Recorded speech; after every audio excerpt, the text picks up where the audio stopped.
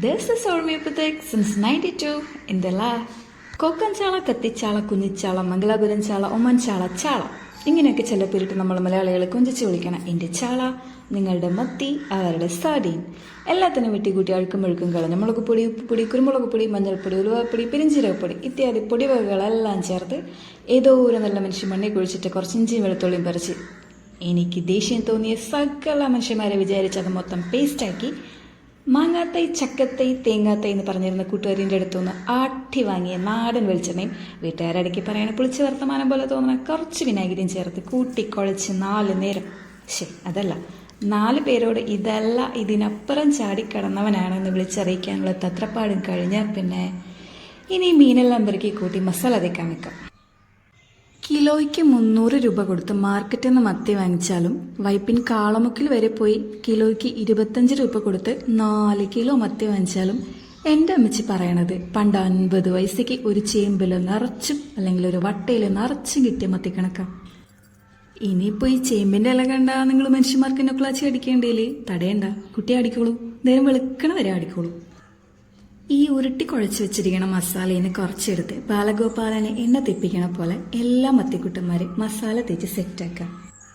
പണ്ട് ഈ ശക്തി പ്രകടനം കഴിയുമ്പോൾ ഉള്ളങ്കൈൻ്റെ പുകച്ചിൽ മാറാൻ കൈ കുറച്ചു നേരം വെള്ളത്തിൽ കുതിർത്തിടാനിടും. ഇപ്പം കുറച്ച് ഭേദമുണ്ട്. കയ്യിൽ കുറച്ച് വെളിച്ചെണ്ണ തിരുമ്മി പിടിപ്പിച്ചിട്ടുണ്ടെങ്കിൽ ആ മത്തി വെട്ടിയ വാടയും കൈയിൻ്റെ പുകച്ചിലും ജാസ്തിയുള്ളത് ഒന്ന് കമ്മിയാവും. മത്തിക്കറിയും മരച്ചീനിക്കിഴങ്ങും, നമ്മുടെ ചാളക്കറിയും കപ്പക്കിഴങ്ങും ഇതൊക്കെ കഴിക്കാത്ത ഈയൊരു മലയാളിയാണോടോ? അങ്ങനെ ചങ്ങായിമാര് ചോദിച്ചു തുടങ്ങിയ കാലത്താണ് അതെന്ത് മത്തി കഴിക്കാത്തൊരു മലയാളിയല്ലേ? ഇനിയിപ്പോൾ മലയാളി അല്ലാത്തൊരു മത്തി കഴിക്കൂലേ? നമ്മൾ മത്തി കഴിക്കുമ്പോൾ മത്തി എന്താ കഴിക്കണേ? ഇങ്ങനെയൊക്കെയുള്ള ചോദ്യം ഫോർട്ടുകൊച്ചിയിൽ തീരത്തടിഞ്ഞ മത്തി പോലെ അടിച്ചു കയറി വന്നത്.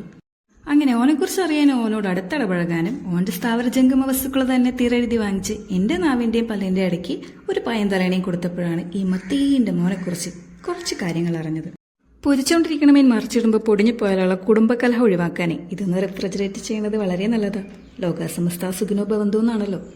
കുഞ്ഞു കൈപ്പയ്ക്ക പോലെ ഇരിക്കണ ഈ മലയാളക്കരയിൽ ഇല്ലോളം മലയാളം പറഞ്ഞ് തട്ടിയും മുട്ടിയും ജീവിച്ചു പോണ നമ്മൾ മനുഷ്യന്മാരെ മല്ലൂന്ന് വിളിക്കണ പോലെ സാർഡീനിയ ഐലൻഡിനടുത്ത് കണ്ടെത്തിയത് കൊണ്ടാണ് മത്തിക്ക് സാർഡീൻ എന്ന് പേര് വന്നത്. എല്ലാ മാസം 1-ാം തീയതി റിച്ച് ആവണം നമ്മളെപ്പോലെ തന്നെ ഇടയ്ക്കും തലയ്ക്കും എന്റെ ഡാഡി റിച്ച് ആണ് എന്ന് വില കൊണ്ട് അറിയിക്കണം മത്തി ശരിക്കും പാവപ്പെട്ടവന്റെ മത്സ്യം എന്നാണ് അറിയപ്പെടുന്നത്. ഏറ്റവും കൂടുതൽ മത്തി ഉപയോഗിക്കുന്നത് പോർച്ചുഗൽ ആണെങ്കിലും ഏറ്റവും കൂടുതൽ മത്തി ലഭിക്കുന്നത് ആഫ്രിക്കൻ രാജ്യമായിട്ടുള്ള മൊറോക്കൻ തീരങ്ങളിലാണ്. ലോകത്തെ ഏറ്റവും അധികം പിടിക്കുന്ന ഭക്ഷ്യയോഗ്യമായ മത്സ്യം മത്തിയാണ്. തെക്കേക്കരയും വടക്കേക്കരയും നടത്തുന്ന ഉത്സവം പോലെ സ്വന്തമായിട്ട് ഉത്സവാഘോഷമുള്ള ആളാണ് മത്തി, അതും പോർച്ചുഗലിൽ. പോർച്ചുഗൽ ക്യാപിറ്റലായ ലിസ്ബണില് സാന്റോ ആന്റോണിയോ ഫെസ്റ്റിവൽ എന്ന് പറയുന്ന പരമ്പരാഗതമായി വർഷാവർഷം ജൂണിൽ നടത്തുന്ന ഒരു സ്ട്രീറ്റ് സെലിബ്രേഷൻ ആണ് സാർഡിൻ ഫെസ്റ്റിവൽ. ഈ ഫെസ്റ്റിവലിന്റെ പ്രധാന വിഭവം അല്ലെങ്കിൽ പ്രധാന ആകർഷണം എന്ന് പറയുന്നത് ചുട്ട മത്തിയാണ്.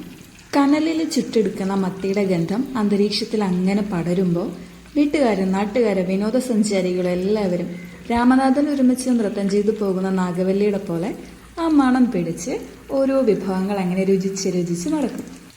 നമ്മളിപ്പോൾ പൊരിച്ചെടുക്കുന്ന ഈ മത്തി ഉണ്ടല്ലോ 5 മിനിറ്റ് ചെറു തീയിൽ ഓരോ വശവും 5 മിനിറ്റ് ഹൈ ഫ്ലെയിമിൽ ഓരോ വശവും പൊരിച്ചെടുത്തിട്ടുണ്ടെങ്കിൽ കലങ്ങിയില്ല എന്നാരും പറയില്ല കേട്ടോ. കറി വെച്ച മത്തി കഴിക്കുന്നതാണ് ഹെൽത്തി ആയിട്ടുള്ളത് എന്ന് നമുക്കറിയാമെങ്കിലും അതിൻ്റെ ഒപ്പം ഒരു പൊരിച്ച മീനും കൂടെ കിട്ടുമ്പോഴുള്ളൊരു സുഖമുണ്ടല്ലോ.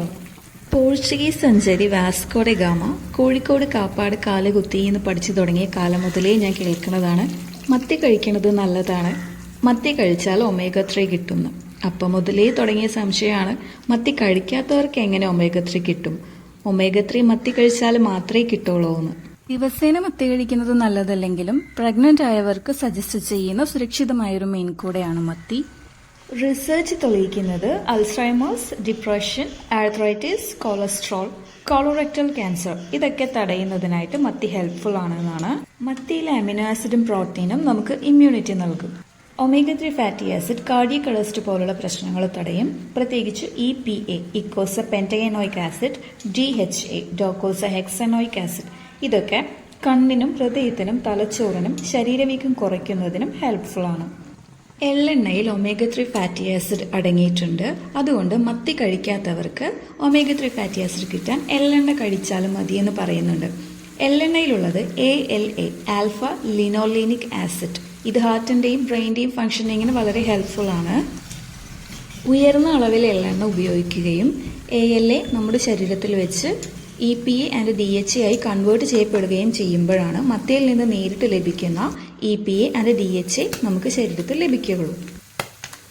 ഇൻഡസ്ട്രിയലൈസേഷൻ കാരണം heavy metals, mercury, cadmium, lead ഇതൊക്കെ ദിവസേന മത്തി കഴിച്ചാൽ നമ്മുടെ ശരീരത്തിലെത്തും. സിംഹാവലോകനത്തിൽ വനരോധനമാണെങ്കിലും സന്തോഷത്തോടെ ധനാശി പാടുന്നു. മത്തി പൊരിച്ചതിവിടെ സെറ്റ് സെറ്റ് സെറ്റ്. ചാള വറുത്തത് അതിനാണ്.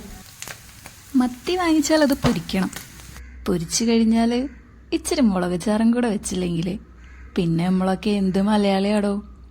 ഇപ്പം ചോദിക്കാൻ പാടുണ്ടോയെന്നറിയില്ല. നിങ്ങളൊക്കെ കഴിച്ചായിരുന്നോ?